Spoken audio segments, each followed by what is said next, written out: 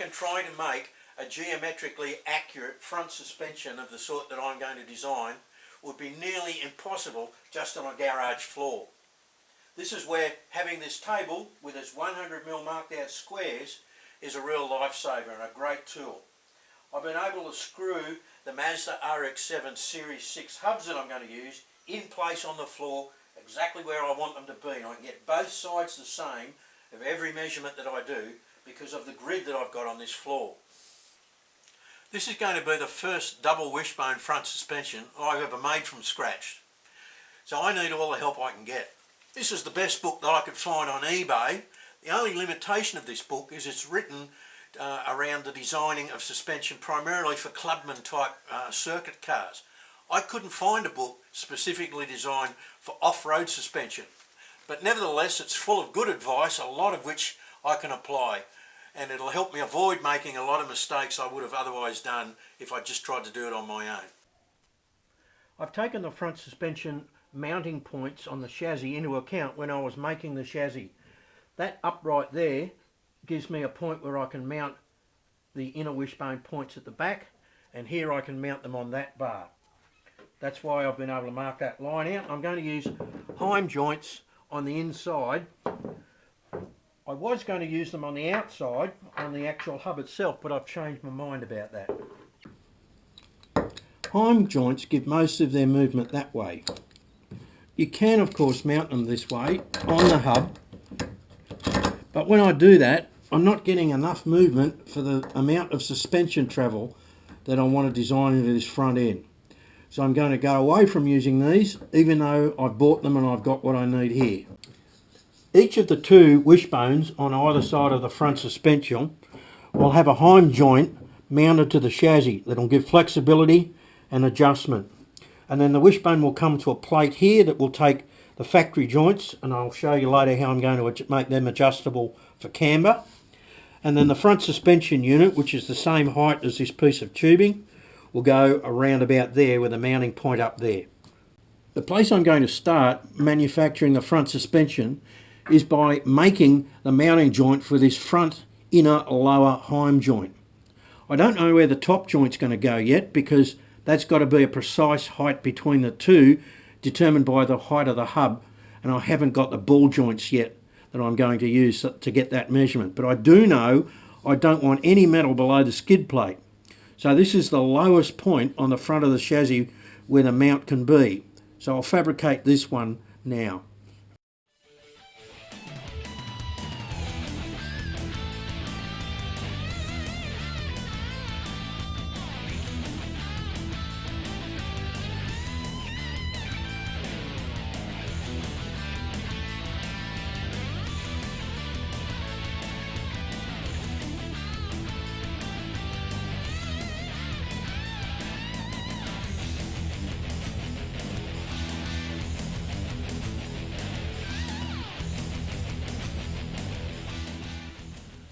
I'm going to make the fuel tank for my V6 off-road buggy by easy methods you can use yourself. The advantages of making your own gas tank is that you can put it exactly where you want it, make it the shape and the capacity that you want, and you can build it around any obstacles that there might be in your particular car. I want to put the fuel tank behind the main roll bar, which will have a firewall on it. And I pretty much want it to fill this space just off to the side and the front of the engine. I've kept the fuel pump and the fuel gauge, cut out its mounting plate, and kept the fuel filler pipe, all these components coming from the donor car's fuel tank. And I'll incorporate these into the lid when I make it. The base material for making this gas tank is 5mm plastic polycore sheeting, about $15 from your hardware shop, or if you're nasty you can go out and knock off a real estate agent sign.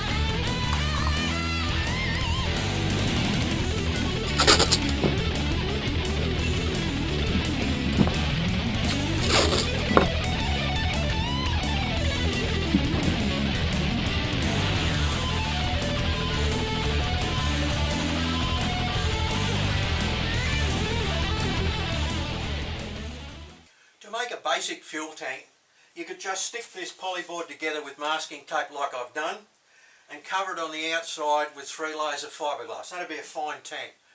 But because I'm putting this into a serious off-road buggy, I want it to be mega tough, which is why I've lined it on the inside with fiberglass. Now while it's upside down and the epoxy's locking in the lid, I'm going to take the opportunity to coat the outside of the bottom and the back, because I'm going to coat the whole outside of this tank as well with something that's even tougher than fiberglass. I'm going to cover it in a layer of 450 gram double bias carbon. And then to make it truly bulletproof, I'm going to add a layer of Kevlar over the top of that, just because I can.